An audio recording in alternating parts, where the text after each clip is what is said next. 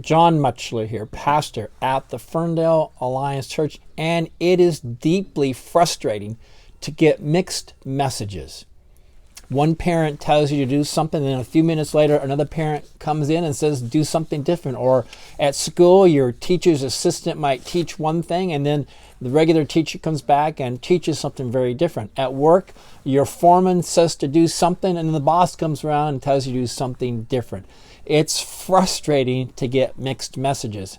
And I think Christians feel that way about what they perceive as the different messages they find in the Old Testament from the New Testament. And Jesus tells us today in our passage that it shouldn't be that way. And he's going to bust 3 or 4 myths. He's going to be a Mythbuster today about how we look upon the Old Testament.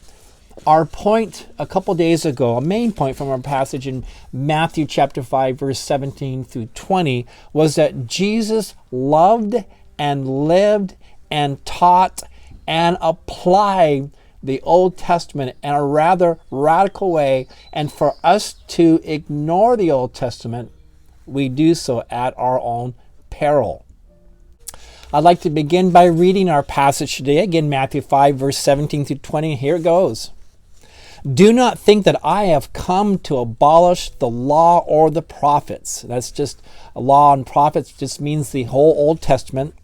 I have not come to abolish them, but to fulfill them. For truly I tell you, until heaven and earth disappear, not the smallest letter, nor the least stroke of a pen will by any means disappear from the law until everything is accomplished. Therefore, anyone who sets aside one of the least of these commands and teaches others accordingly will be called least in the kingdom of heaven. But whoever practices and teaches these commands will be called great in the kingdom of heaven. For I tell you that unless your righteousness surpasses that of the Pharisees and the teachers of the law, you will certainly not enter the kingdom of heaven. So we're going to unpack this today by looking at 4 myths that Jesus is going to bust today as we look at the Old Testament. We're going to basically think about these first 3 words. Do not think. It's our first verse. Do not think that I've come to abolish the law. Jesus knows there's a temptation to believe incorrectly about this particular subject, and he wants to bring about needed corrective right away. He wants us to be aware. He wants us to be alert. He wants us to understand that he is going to bridge the Old Testament and the New Testament, not set them in competition or contradiction against each other. So let's look now at that first myth. Myth number 1. The myth that Jesus rejected the Old Testament. We covered that a couple days ago.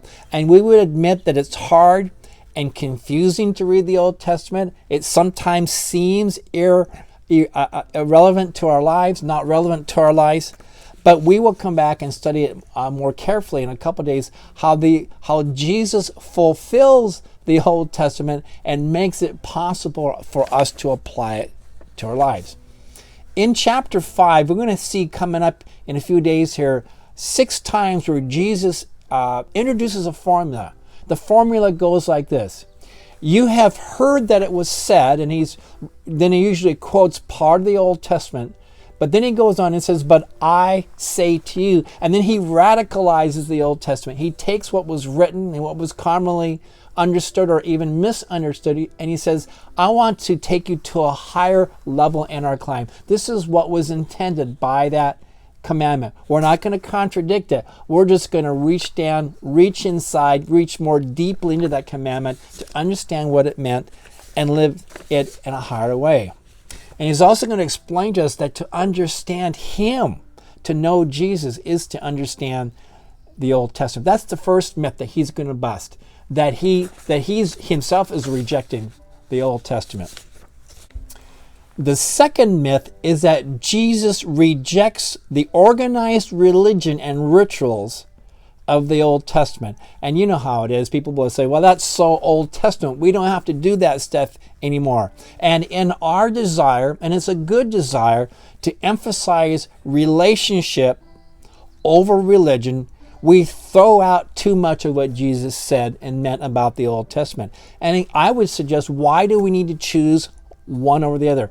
Can't we have true religion, true faith, and true relationship with Jesus Christ? It's a false dichotomy that you have to choose one over the other. But we oftentimes hear that. You choose relationship over religion. Why can't we have both? Now, granted, there's a lot of stuff in the Old Testament that we don't do anymore. It's been terminated by the message of Jesus Christ or completed in Him. Things like sacrifices, animal sacrifices, certain holidays, purity laws, diet restrictions.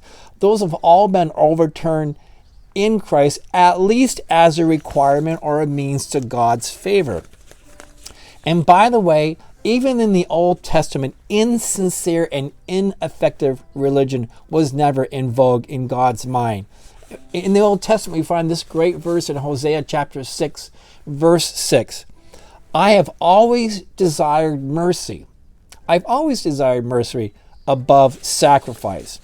And Jesus taught and affirmed many of the rituals and practices that the church has today. Jesus instituted them to us. They find their origins, their historic origins, in the Old Testament. Let me give you some example. Teaching and preaching and worship. That's Old Testament stuff. And we do that in the New Testament. It's important. It's necessary.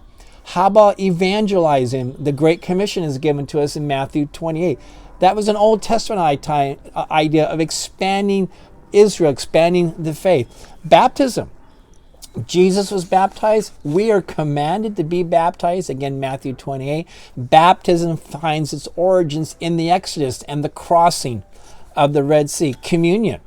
Jesus says to take communion. He says, do this in remembrance of me. This is a celebration of the Passover dinner.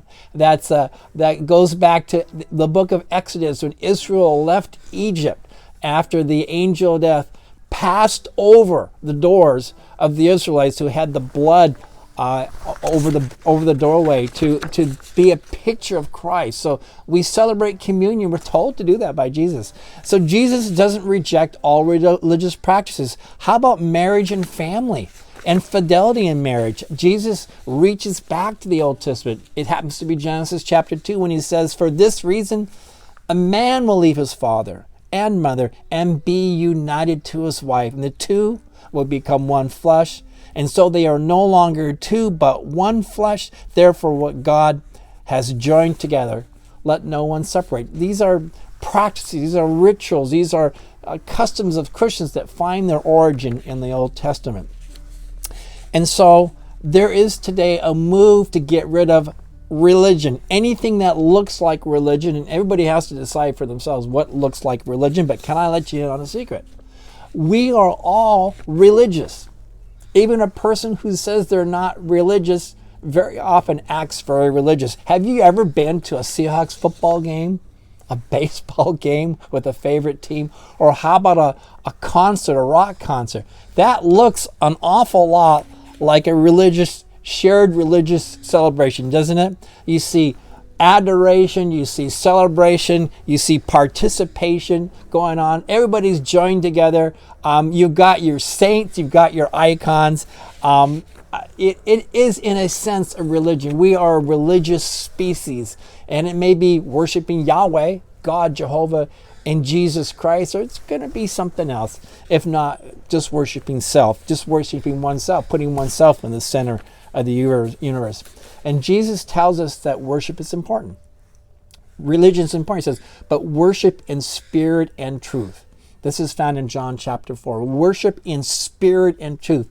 It's got to be genuine, it's got to be real, and it's got to be born and bred out of relationship with God. And again, Jesus completely rejected phony religion as ineffective, insincere, and nothing that will please God.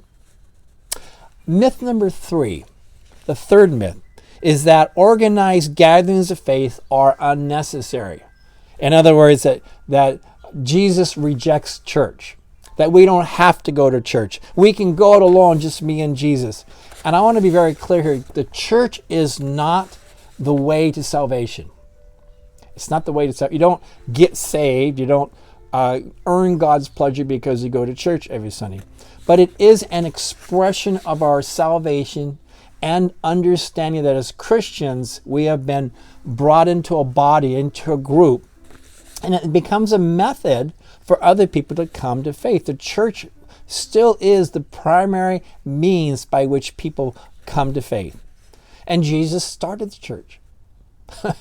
Later on in the book of Matthew, it's very clear that Jesus starts the church. He establishes the church, and he gives it very specific instructions. You can look them up on membership, on worship, on dealing with sin and mistakes and relationships. Very clear instructions that he started.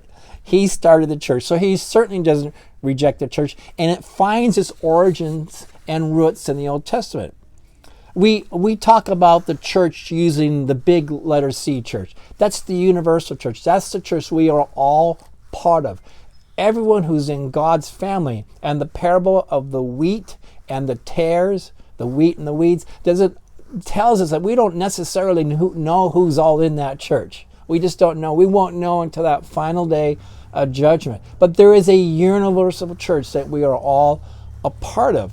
But then there's also the small letter C church, the local church, local gatherings of believers based basically on geography where they're gathered together. And that's similar to the Old Testament. You had the covenant people of God, the nation of Israel.